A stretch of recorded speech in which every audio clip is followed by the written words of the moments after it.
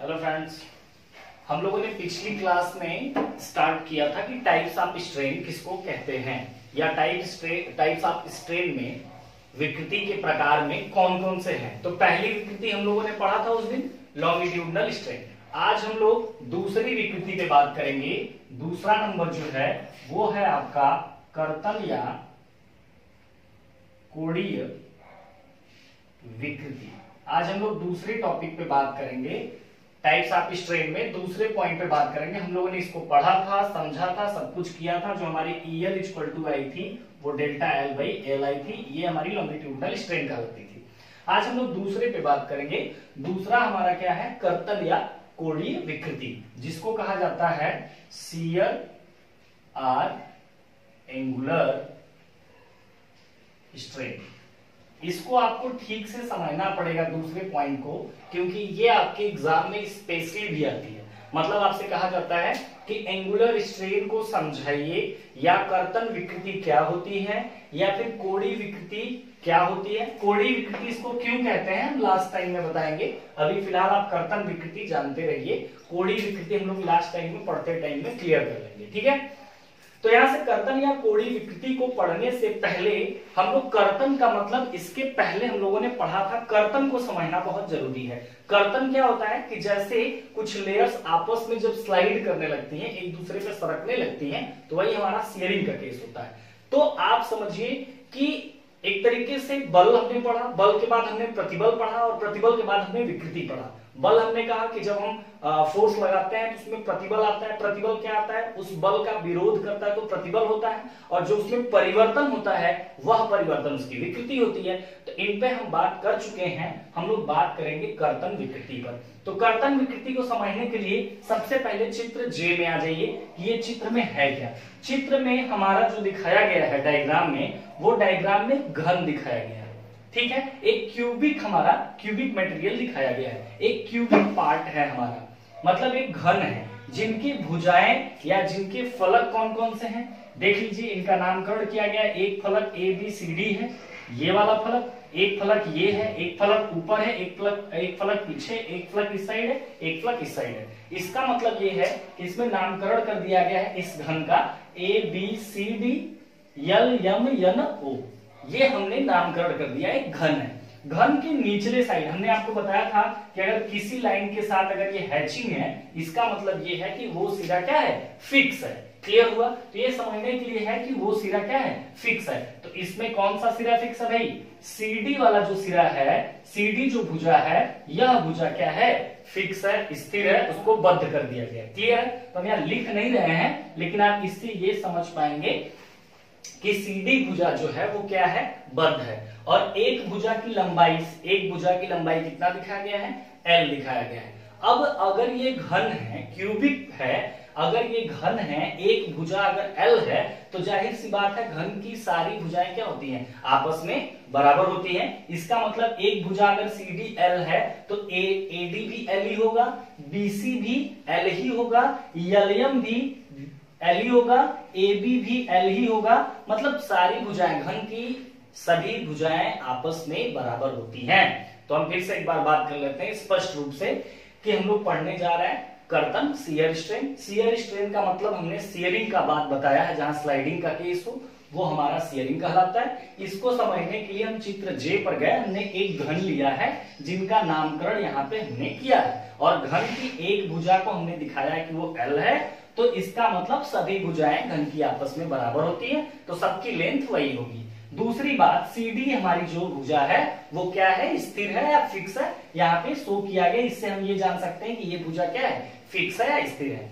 अब देखिए, सबसे ऊपरी तल में हम जब F बल लगाकर खींचते हैं, तो सबसे ऊपरी तल में जब F बल लगा के खींचते हैं तो सारा पार्ट इधर जाने की कोशिश करता है, सारे मेंबर बल की दिशा में जाने की कोशिश करेंगे, लेकिन जा नहीं पाते हैं। उसका रीजन क्या है? उसका रीजन ये है कि CD नीचे क्या है? बद्ध है, तो पूरा पार्ट उसके साथ नहीं जा पाता है। अगर आप चित्र J को नहीं समझ पा रहे हैं तो आप चित्र K को समझिए। हम केवल एक फलक लिए, बड़ी आसानी से समझ में आ जाएगा। इसको छोड़िए, इसको देखिए, इससे आपको जल्दी समझ में आएगा। अब देखिए, इस घन की हमने एक भुजा, एक फलक को ले लिया है। कौन सी फलक लिया भाई? ABCD। ABCD हमने ये फलक हमने लिया हुआ है, जिसकी निचला जो CD भुजा है वो क्या है? फिक्स है, स्थिर है। क्लियर हुआ? अब इसमें अगर हम F बल लगाकर खींचें तो चूंकि यहां से ये बद्ध तो ये भुजा है, इसके ऊपर जितने लेयर होंगे, ध्यान दीजिए, ये हमारी मान लेते हैं कि ये हमारा फिक्स है, ये भुजा CD है। अगर हम यहाँ F बल लगाकर खींचते हैं तो ये भुजा जो AB है ये तो फ्री है ना, ये फ्री है, ये तो फिक्स नहीं है, फिक्स तो ये भुजा है, तो ये नहीं जाएगी, लेकिन यह तो आगे जाएगी। हम मान लेते हैं कि B पहले यहां था, लेकिन जब इसको खींचते हैं तो ये थोड़ी दूर, मान लेते हैं कि ये B से कहां चला गया? B डैश पे चला गया। तो ये जब आगे जाएगा, अगर मान लीजिए कि ये हिस्सा हमारा है, ये हिस्सा है, अगर ये आगे जाता है तो अगर ये भुजा आगे, ये पॉइंट अगर हमारा आगे जाता है तो पीछे की भी पॉइंट तो थोड़ा थोड़ा आगे जाएंगे। तो हम मान लेते हैं कि B, एक तल की बात हो रही है, एक भुजा की बात हो रही है, एक लेयर की बात हो रही है, तो B जितना B डैश गया उतना ही क्या होगा? A डैश जाएगा। अब यहां से अगर इसको हम मिला दें तो ये हमारा एक एंगल प्राप्त होता है, जिसको हम लोग फाई यहां दे रहे हैं, एक हमारा कोण प्राप्त होता है जिसको हम लोग फाई बोल रहे हैं। अब देखिए बात सिंपल सी है कि अगर हम इसको नीचे से अगर फिक्स किए हैं, ये नीचे वाला हिस्सा हमारा फिक्स है, यहाँ पे बल लगा के खींचते हैं, तो अगर इसमें थोड़ा बहुत डिफॉर्मेशन की प्रॉपर्टी है, परिवर्तन करने की इसमें क्षमता है, तो अगर यहाँ से बल लगा के हम खींचते हैं तो यहाँ बल लगा ही रहे हैं, तो ये पूरा एक लेयर कि हर पॉइंट एक, अगर आगे की पॉइंट जितना आगे जाती है तो पीछे की भी पॉइंट उतना ही आगे जाएगी। लेकिन इसके नीचे वाली लेयर जैसे जैसे नीचे वाली लेयरों में आएंगी, जैसे जैसे नीचे, अगर हम यहां से यहां तक मान लेते हैं कि हमारी 10 लेयरें हैं, ठीक है, 10 लेयरें, और यहां हम इस पहली वाले लेयर पे अगर हम फोर्स लगा के खींचते हैं तो पहली वाली लेयर अगर ये पॉइंट यहां से यहां उठ के जा रही है तो पीछे वाली पॉइंट उतना ही पीछे आएगी, उतना ये भी पॉइंट उसके आगे जाएगी। लेकिन इसके नीचे वाले में देखें तो इसके नीचे जैसे जैसे आते जाएंगे वैसे वैसे, अगर ये फिक्स है तो जितना फ्री रूप में ये आगे जाएगा ऊपरी लेयर, उसके नीचे वाली लेयर उतना आगे तो फ्री रूप में जाएगी नहीं, उसके नीचे वाली और कम जाएगी, उसके नीचे और कम जाएगी, उसके नीचे और कम जाएगी। मतलब कहने का ये है कि अगर हम CD पर अगर कोई बल लगा के खींचें, सपोज दैट अगर हम CD पे यही बल हम F यहां सबसे ऊपरी लेयर पर लगा के खींच रहे हैं, अगर यही बल हम CD पर लगा के खींचते तो CD फिक्स है, क्या थोड़ा सा भी आगे जाएंगे इनकी पॉइंट? तो नहीं जाएंगी, क्योंकि ये क्या है? ये पूरी तरह से फिक्स है। लेकिन यही F बल अगर हम यहां लगाते हैं तो ये लेयर थोड़ा सा आगे जाएगी तो पूरा हल्का जाएगा, लेकिन यहां CD अब भी वही अपनी स्थिति पर रहेगा। बात समझ रहे हैं? मतलब कि अगर ये नीचे फिक्स है तो ये कहीं नहीं जाएगा, चाहे आप यहां बल लगाइए, यहां लगाइए, कहीं भी लगाइए, क्योंकि ये नीचे वाली लेयर फिक्स है। लेकिन इसके ऊपर वाली लेयर तो जा सकती है, इसके ऊपर तो फ्री है, इसके ऊपर हर लेयरें जाएंगी, वही चीज यहाँ पे दिखाया गया है। तो अब समझ में आ रही बात? हमारे कहने का मतलब ये है कि जब हम इस पे फोर्स लगा के खींचते हैं तो ये भुजा तो बद्ध है नहीं, तो इसकी पॉइंट अगर B से B आगे जाती है तो A से A भी उतना ही दूरी, अगर एक ही लेयर की बात हुई तो जितना ये आगे जाएगी उतना यहाँ से ये भी आगे जाएगी। और हमने यहाँ से देखा तो ये एक एंगल मिल रहा है CD, C तो उतना आगे जाएगा नहीं, D, तो मतलब ये है कि जब हम F बल लगा के सबसे ऊपरी लेयर में खींचते हैं तो B की एक नई स्थिति B डैश बन जाती है, A की नई स्थिति A डैश बन जाती है। लेकिन क्या D की कोई नई स्थिति बनेगी? नहीं, D कहां पर है? फिक्स पॉइंट पर है, तो D की स्थिति अब भी D ही रहेगी, C की अब भी स्थिति C ही रहेगी। इसका मतलब अगर दोनों को मिलाएं तो अगर ये लेयर इतना गई है तो इसके नीचे वाली लेयर थोड़ा कम जाएगी, इसके नीचे और थोड़ा कम जाएगी, देख रहे हैं, इसमें ये कम जाएगी और यहाँ वाला क्या होगा? वही रहेगा। मतलब ऊपर से नीचे आने पर फिक्स है तो कम दूरी आगे बढ़ेगी, और नीचे से ऊपर जाने पर हर एक लेयर जो ये बनाई गई है, इसमें जितनी लेयरें हैं, नीचे से ऊपर जाने पर ये फ्री होती जाएंगी, तो उनके साथ वो ज्यादा आगे बढ़ने की कोशिश करेंगी। इसका मतलब ये है कि हम देख रहे हैं कि अगर ऐसी स्थिति हो जाएगी, ऐसी स्थिति होगी कि यहां पर बल लगा के खींचते हैं, ये फ्री है, तो ये B की नई स्थिति B डैश बन रही, A की नई स्थिति उसी लेयर पे है तो A डैश बन रही है। तो यहां से इसमें जो बाकी लेयरें हैं, क्या पूरी लेयरें समान रूप से आगे जाएंगी? नहीं जाएंगी। उसका रीजन क्या है कि यहाँ पे CD वाला हिस्सा फिक्स है, तो ये अपना प्रभाव लेयरों पर देगा कि हम आगे नहीं जाने देंगे, और ऊपर वाली लेयरें ये फ्री हैं तो ये कहेंगे कि हम आगे जाना चाहेंगे। मतलब क्या है कि हर एक लेयर के बीच में स्लाइडिंग का केस होगा। ठीक है, सबसे ऊपरी वाली लेयर जाना चाह रही है और इसके नीचे वाली लेयर कह रही है जितना आप जाओगे उतना हम नहीं जाएंगे, क्योंकि नीचे सीडी का भी प्रभाव हमारे पर है।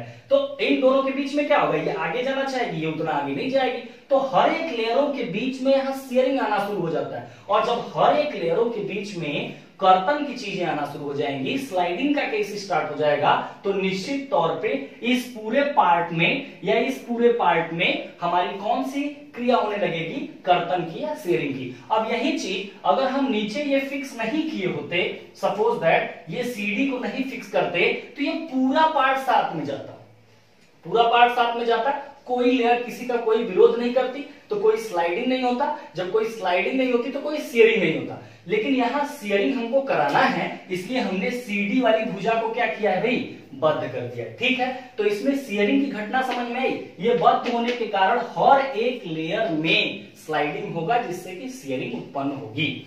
अब शेयरिंग को आप इसमें अगर समझ लिए हैं तो हम लोग अब कर्तन विकृति को समझते हैं। जब हम एफ बल लगा के खींचते हैं तो ये एक लेयर है, तो एक लेयर का मतलब ये पॉइंट जितना आगे जाएगी उतना ही पीछे से वो भी पॉइंट पीछे जाएगी। इसका मतलब कि जब हम एफ बल लगाकर खींचते हैं तो बी की नई स्थिति बी डैश और ए की नई स्थिति ए डैश हो जाती है। नीचे सीडी बद्ध होने के कारण हर एक लेयर में कर्तन की क्रिया उत्पन्न करता है, अतः उसके आगे बढ़ने का विरोध करता है। मतलब यह है कि अगर इनको यहां से मिलाया जाए तो एक एंगल प्राप्त होता है, जिसको कि हम लोग क्या कहते हैं, फाई कहते हैं। अब कर्तन विकृति हो चाहे कोई भी विकृति हो, हम विकृति को जानते हैं कि आकार में परिवर्तन बटा के प्रारंभिक आकार, ये हमारी प्राथमिक जो डिफिनेशन है वहां से ये फार्मूला आता है कि विकृति बराबर आकार में हुआ परिवर्तन बटा के प्रारंभिक आकार। तो अगर हम यहां से कर्तन विकृति को लिखना चाहें तो विकृति को तो ई से लिखेंगे, लेकिन क्या है, शेयरिंग वाली विकृति है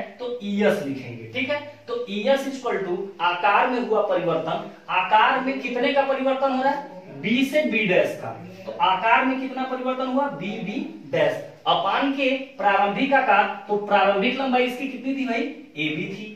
या हम ये भी कह सकते हैं कि ये घन है, इसकी प्रत्येक भुजा क्या है, आपस में बराबर है, तो आकार में परिवर्तन बी बी डैश अपान के प्रारंभिक आकार, तो चाहे हम ए बी लिखें या बी सी लिखें, सी डी लिखें, ए डी लिखें, अगर हम ए बी, चूंकि यहां देख रहे हैं ए बी बराबर बी सी बराबर सी डी बराबर ए डी है कि नहीं है, ये प्रत्येक भुजा आपस में बराबर होगी, क्योंकि ये घन की एक भुजा है, तो घन की प्रत्येक भुजा आपस में क्या होती है, बराबर होती है। इसलिए हम ए बी के जगह क्या लिख सकते हैं भाई, बीसी भी लिख सकते हैं, क्योंकि ए बी जो है घन की एक भुजा है और घन की प्रत्येक भुजाएं आपस में क्या होती हैं, बराबर होती हैं। तो हम ए बी के जगह क्या लिख सकते हैं, बीसी भी लिख सकते हैं। ये हमारा हो गया कौन सा, ईएस। ईएस का मतलब कि ई का मतलब विकृति, यस का मतलब शियर। तो कौन सी विकृति का मान निकाला हमने, शियर स्ट्रेन का। अब देखिए यहां पर एक, यहां से अगर हम यहां से देखिए, ये हमारा बी है, ये पॉइंट हमारा सी है, ट्रायंगल यहां पे बन रहा है आपका, और ये नाम है हमारा बी डैश, और ये ट्रायंगल का एंगल कितना है, इस त्रिभुज का कोण कितना है, फाई है। अगर हम इसमें tan लगा दें, अगर हम tan लगा दें तो tan फाई इक्वल टू आपको बेसिक चीज पता है, लाल बटा के कक्का। यहां से आप आराम से किसी भी चीजों को आप निकाल सकते हैं। अगर आपको नहीं आता है कि साइन बराबर क्या होता है, तो लंब बटा कर्ण हो गया, कास बराबर आधार बटा कर्ण हो गया, tan लंब बटा आधार हो गया। आपको बेसिक चीज भी बताया जाना जरूरी है, आप जानते हो तो अच्छी बात है, लेकिन हमारा काम है बताना, तो हम बताते चल रहे हैं। तो यहां से tan phi equal to sine cos tan, tan का मतलब क्या हो गई, लंब बटा के आधार, इसका मतलब लंब। अब इसमें कैसे हम पहचानेंगे कि कौन लंब है, कौन आधार है, कौन कोण है, कौन कर्ण है, ये भी जानना बहुत जरूरी है। तो आप आज ही जान लो कि कौन क्या होता है। कोण के सामने की भुजा, ध्यान रखिए, कोण के सामने की भुजा, या फिर ऐसे आप समझ लीजिए कि यहाँ पे ये 90 डिग्री, इन दोनों भुजाओं में कितना एंगल भाई, 90 डिग्री। 90 डिग्री के सामने की भुजा हमेशा क्या कहलाएगी, कर्ण कहलाएगी। कोण के सामने की भुजा हमेशा क्या कहलाएगी, लंब कहलाएगी। और तीसरी जो बची भुजा है वो क्या कहलाएगी, ये हमेशा आधार कहलाएगी। तो ये चीज क्लियर हुआ, दो चीज। अगर आपको कहीं भी कोई मान निकालना है तो साइन का, स्टैन का, या सेक कोसेक जो भी, तो आप यहां से निकाल सकते हो कि किसके बटा क्या है। और दूसरी बात कि ट्रायंगल में कैसे पहचानोगे, आप जानते हो तो अच्छी बात है, लेकिन हम आपको एक बार बता देते हैं क्लास में। अगर आपको नहीं पता कि tan फाई, तो हम जान गए कि tan इक्वल टू क्या है, लंब बटा के आधार है। ये तो हम जान गए कि भाई लंब बटा आधार है, लेकिन इस ट्रायंगल में हम पहचाने कैसे कि कौन लंब है और कौन आधार है? तो आप जान लीजिए 90 डिग्री के सामने की भुजा हमेशा कर्ण कहलाएगी, कोण के सामने की भुजा हमेशा लंब कहलाएगी, तो तीसरी जो बची भुजा है वो क्या कहलाएगी, आधार कहलाएगी। अब इसमें आपको पता है कि लंब बटा आधार कौन है, लंब कौन है भाई, बी बी डैश है, और आधार कौन है भाई, बीसी है। ठीक है, इस ट्रायंगल से हम अगर हम tan लगा देते हैं, tan फाई, तो यहां से मान हमारा मिल जाता है बी बी डैश बटा के बीसी। तो चूंकि tan, या ऐसे लिख सकते हैं कि चूंकि त्रिभुज बी सी बी डैश में, किसमें, बी सी बी डैश में tan फाई इक्वल टू क्या आ रहा है, बी बी डैश अपान के बीसी। ये आपको अपने समझने के लिए, ठीक है, अगर आपको नोट करना होगा तो बाद में नोट कर लीजिएगा, अगर आप समझ रहे हैं तो कोई दिक्कत नहीं। त्रिभुज बी सी बी डैश में अगर हम tan फाई इस्तेमाल करते हैं, जैसे हमने यहाँ पे किया हुआ है, तो क्या मिलेगा भाई, B B dash upon BC, और B B dash upon BC के बराबर क्या है, यस है, शियर स्ट्रेन है। इसका मतलब यस बराबर इतना है और tan फाई बराबर इतना है, तो क्या हम यस बराबर tan फाई लिख सकते हैं, क्योंकि इसके बराबर क्या है, tan फाई भी है, तो इसके जगह पर हम लिख रहे हैं कि अतः यस इक्वल टू क्या होगा, tan फाई। अब देखिए चूंकि फाई का मान मतलब इस कोण का मान, चूंकि फाई का मान छोटा हो तो या कम हो तो, फाई का मान कम हो तो tan फाई बराबर फाई ही सही है। ठीक है, अगर फाई का मान कम हो तो उस कंडीशन में tan फाई बराबर हम केवल फाई ही इस्तेमाल करेंगे। मतलब अगर इस कोण का मान क्या है, कम है, हमने माना, तो अगर tan उसमें लगा दिए हैं तो tan फाई का मान हम फाई इस्तेमाल करेंगे। अब क्यों करेंगे, इसको समझने की कोशिश करिए। अब देखिए tan का जो वैल्यू होता है, 0 डिग्री का मान 0 होता है, 30 डिग्री का मान 1/√3 होता है, 45 डिग्री का मान 1 होता है, 60 डिग्री का मान √3 होता है, और 90 डिग्री का मान इनफाइनाइट होता है। अब यहां से समझने की कोशिश करिए।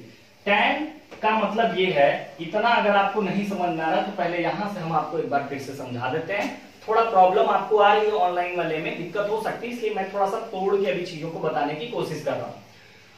कर्तन या कोणीय विकृति को हम फिर से आपको रिवाइज करते हैं। कर्तन विकृति किसको कहते हैं, जहां पे कर्तन का केस हो वहीं पे कर्तन विकृति उत्पन्न होगी। तो हमने देखा कि सीडी बद्ध जैसे ही किया और ऊपरी तल में बल दिया तो इस पूरे भाग में शियरिंग की घटना आई, इसका मतलब कर्तन विकृति होगा। यहां से हमने इस डायग्राम को कहा कि यहां से आप समझोगे तो आपको और आसानी रहेगी। यहाँ पे क्या है, ऊपरी फलक AB पर जब हम F बल लगाकर खींचते हैं तो नीचे CD बद्ध होने के कारण इसमें अगर 10 लेयरें हैं हॉरिजॉन्टल, तो ये 10 लेयरें पूरी समान रूप से आगे नहीं बढ़ती, मतलब कोई ज्यादा बढ़ता है कोई कम बढ़ता है, इसलिए पूरे लेयरों में शियरिंग आता है, इसलिए यहाँ पर शियरिंग स्ट्रेन भी जनरेट होती है। अब यहाँ से जब हम देखते हैं कि बल लगा के खींचते हैं तो सबसे ऊपरी लेयर की B की नई स्थिति B डैश और A की नई स्थिति A डैश होती है, लेकिन इसके नीचे आने पर वो लेयरें कम आगे जाती हैं क्योंकि CD बद्ध है, तो CD की कोई नई स्थिति नहीं बनती। अब BC वही होता है, अब BD वही होता है, तो यहां से मिलाने पर एक एंगल प्राप्त होता है जिसको हमने वो कोण फाई के नाम से दिया।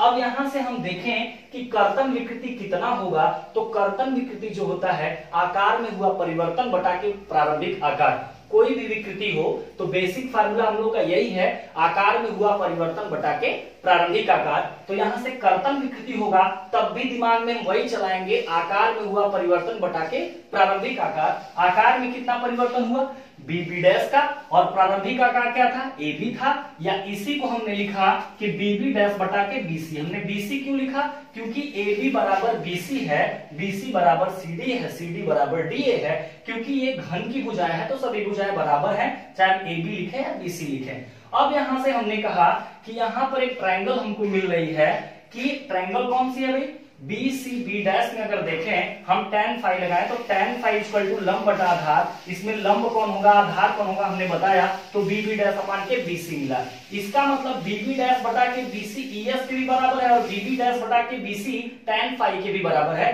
तो हम E S equal to direct tan phi लिख सकते हैं। हमने अब लिखा कि फाई का मान अगर कम हो या छोटा हो तो उस केस में हम जो tan फाई लिख रहे हैं तो tan फाई के जगह पर हम केवल फाई लिख सकते हैं। अब ये फाई क्यों लिख सकते हैं इसको अगर आपको समझना है तो आप यहां से समझ सकते हैं। देखिए इसमें क्या है, tan के केस में 0 डिग्री का मान 0 है, 30 डिग्री का मान इतना है, 45 का मान, 60 अंश का मान, 90 अंश का मान। अगर हम 0 से आगे की तरफ जाते हैं, ध्यान दीजिए, अगर 0 से आगे की तरफ जा रहे हैं तो ये मान क्रमशः क्या हो रहे हैं, बढ़ते जा रहे हैं, और 90 से पीछे आ रहे हैं तो tan के केस में वो मान घटते आ रहे हैं। ध्यान से समझ लीजिए, tan के केस में हम देख रहे हैं कि 0 से आगे बढ़ने पर अगर 30 डिग्री मान है, tan लगा दे रहे हैं तो उसका मान बढ़ जा रहा है, 60 में और बढ़ जा रहा है, तो 90 में और बढ़ जा रहा है। लेकिन अगर अधिक मान से पीछे आ रहे हैं तो उनके मान क्या हो रहे हैं, कम होते चले आ रहे हैं।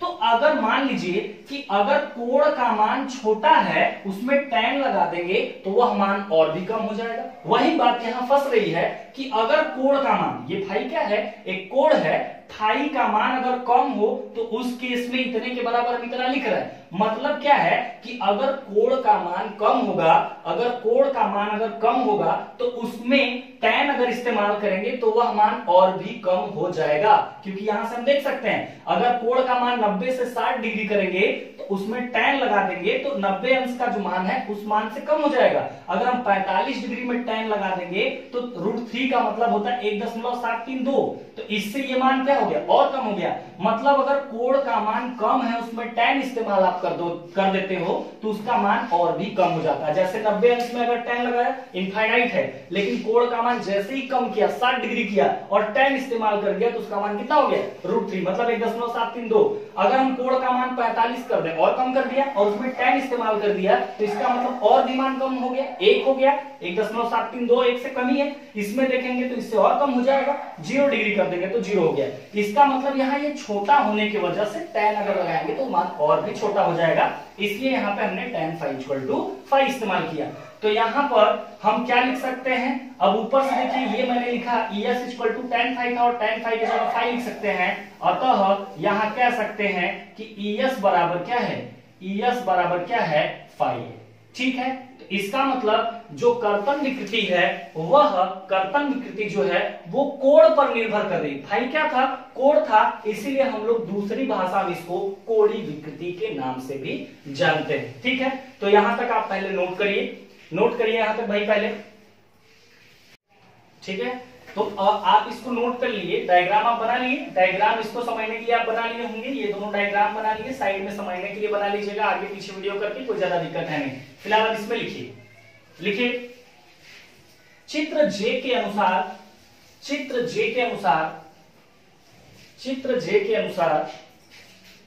एक घन जिसकी एक भुजा L है, एक घन जिसकी भुजा L है, जिसकी एक भुजा L है तथा AB तल में F बल कार्य कर रहा है, परंतु CD बद्ध होने के कारण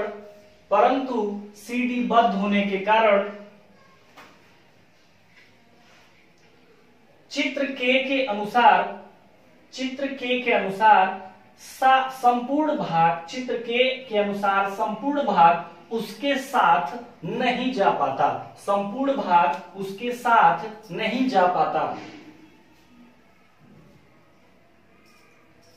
अर्थात CD बद्ध होने के कारण संपूर्ण भाग में कर्तन की क्रिया उत्पन्न हो जाती है। चूंकि B की नई स्थिति B डैश एवं A की स्थिति A डैश, चूंकि बी की स्थिति बी डैश, बी की नई स्थिति बी डैश और ए की नई स्थिति ए डैश प्राप्त होती है, ठीक है, प्राप्त होती है। अतः कर्तन विकृति ES इक्वल टू, अतः कर्तन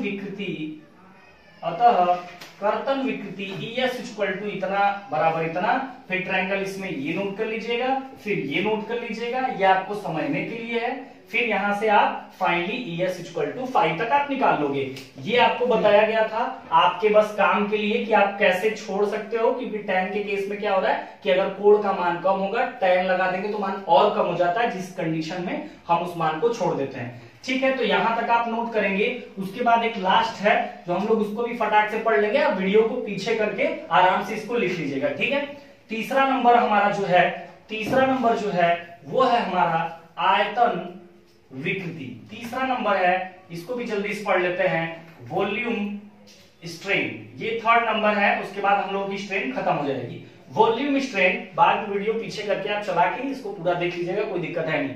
वॉल्यूम स्ट्रेन को समझिए। वॉल्यूम स्ट्रेन क्या है कि जैसे मान लीजिए एक हमारा कोई आयतनात्मक बॉडी है। आयतनात्मक बॉडी का मतलब ये है कि जिसमें आयतन भी हो, और इनमें मान लेते हैं कि एक फलक पर P लगा के बल खींच रहे हैं, एक पर Q खींच रहे हैं और एक पर मान लेते हैं कि R लगाकर खींच रहे हैं। या मान लेते हैं कि कुछ फलकों पर, कई फलक हैं लेकिन मान लेते हैं कि कुछ ही फलकों पर केवल खींच रहे हैं। तो यहां से होगा क्या, यहां से हमने मान लिया कि यदि कोई एक हमारा आयतनात्मक पिंड हो जिसमें आयतन हो और उसमें कुछ फलकों या सभी फलकों पर बल लगाकर खींचा जाए या दबाया जाए, तो उनके आयतन में, चूंकि आयतन है तो कुछ न कुछ परिवर्तन होगा। तो हमने माना कि उनमें आयतन में परिवर्तन अगर डेल्टा V का होता है और प्रारंभिक आयतन उसका अगर V हो तो उसमें आयतनात्मक विकृति कितना होगी। तो यहां से आयतन विकृति को पढ़ने का मतलब यह है कि हमने माना कि एक कोई ठोस है जिसमें आयतन है और उस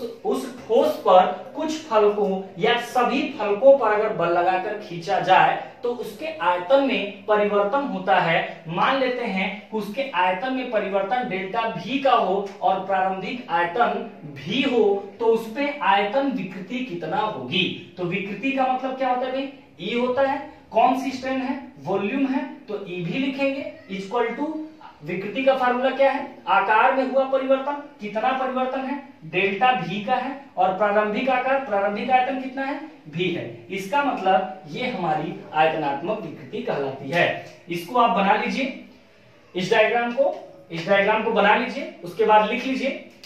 इसमें लिखिएगा, इस डायग्राम को बनाने के बाद इसमें लिखिएगा, यदि आयताकार ठोस टुकड़े पर, लिखेगा इसमें, यदि आयताकार ठोस टुकड़े पर सभी तलों या कुछ तलों पर, सभी तलों या कुछ तलों पर, सभी तलों या कुछ तलों पर बल लगाया जाए तो उसके आयतन में परिवर्तन होता है, उसके आयतन में परिवर्तन होता है। यदि यह परिवर्तन डेल्टा V, यदि यह परिवर्तन डेल्टा V हो एवं प्रारंभिक आयतन V हो, प्रारंभिक आयतन में परिवर्तन कितना, डेल्टा V हो एवं प्रारंभिक आयतन V हो, तो आयतन विकृति EV इक्वल